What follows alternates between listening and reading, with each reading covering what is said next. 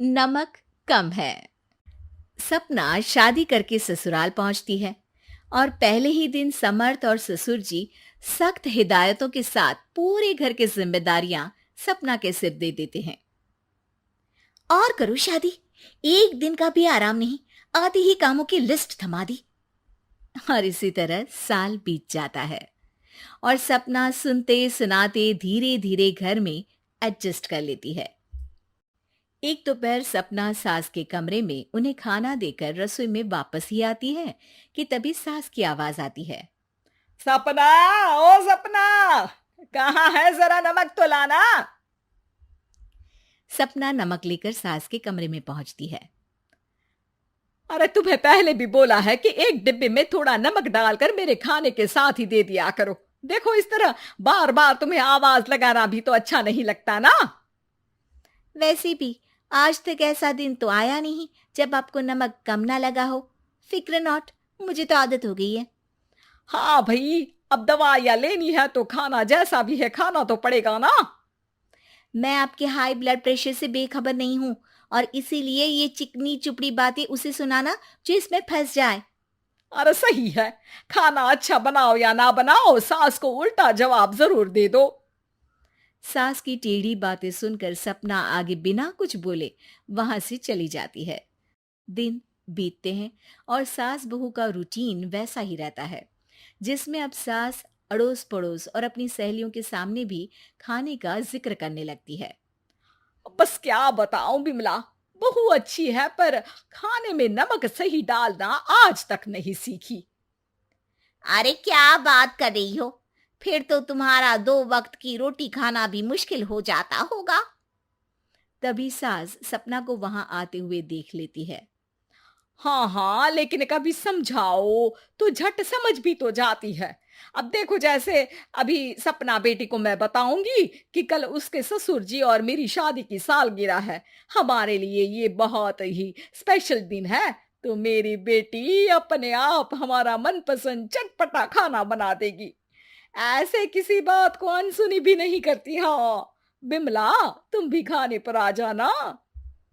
सास का उनकी सहेली के सामने ऐसा बोलने पर सपना इनकार नहीं कर पाती। अगले दिन बिमला ठीक डिनर के समय वहां पहुंच जाती है जहां सपना ने आज सारा चटपटा खाना बनाया होता है। अरे वाह सपना, क्या बढ़िया खाना बनाया है। हाँ हाँ बहू, खाना तो बहुत ही स्वादिष्ट है। जब बाकी सब खाने की तारीफ कर रहे होते हैं, वहीं सास और बिमला बिना कुछ बोले सुने स्वाद में खोई हुई बस खाना ही खाती रहती हैं, जिसके कुछ देर बाद सास का ब्लड प्रेशर सुपर हाई हो जाता है। अरे हाय, मर गई, मेरा तो सिर घूम रहा है। आपसे किसने कहा था ऐसे खाने के लिए जैसे जन्मों से कुछ मिला ही ना हो? अरे हद है, मतलब जब तुम्हें बोला था कि मम्मी को तेज नमक वाला खाना नहीं देना, फिर दिया क्यों? मेरी माँ को मारना चाहती हो क्या? अरे बहू, तुम्हें एक जिम्मेदारी दी थी, उसमें भी इतनी लापरवाही। ऐसा माहौल देख बिमला तुरंत वहां से चली जाती है। साथ ही समर्थ और ससुर जी सास को लेकर कमरे में चले जाते हैं। ये सही है, सहेली के सामने बोली हुई बात भी मनवा ली और तबीयत खराब करके मुझे डांट पड़वा कर ऐसे चुप हो गई जैसे मुंह में जुबान ही ना हो। इसके बाद सास की तबीयत तो ठीक हो जाती है, लेकिन अब सपना पहले से भी ज्यादा सतर्क रहने लगती है, जिसमें खाना पहले की ही तरह नमक की कमी के साथ बनता रहता है, जिससे सास भी सच पता होने पर सपना को ताने दिए बिना रह नहीं पाती। अरे बहू, वैसे तो खाना सही बना है, लेकिन सब्जी में नमक कम होने की वजह से रोटी खाने में स्वाद ही नहीं आ रहा। अगली बार जरा ध्यान रखना। आपके नमक का ध्यान रखते रखते ऐसा लगता है किसी दिन मुझ में ही नमक की कमी ना हो जाए। तो फिर सही नमक डाल दिया करना। हाँ हाँ, जिससे आप दोबारा हाई ब्लड प्रेशर करके उस दिन की तरह सबसे मुझे डांट पड़वा सको। अरे जो भी कहो, उस दिन खाना बड़ा स्वादिष्ट बना था। इसी तरह एक बार फिर दोनों के बीच नोकझोंक शुरू हो जाती है, जिसके चलते समर्थ वहां आ जाता है।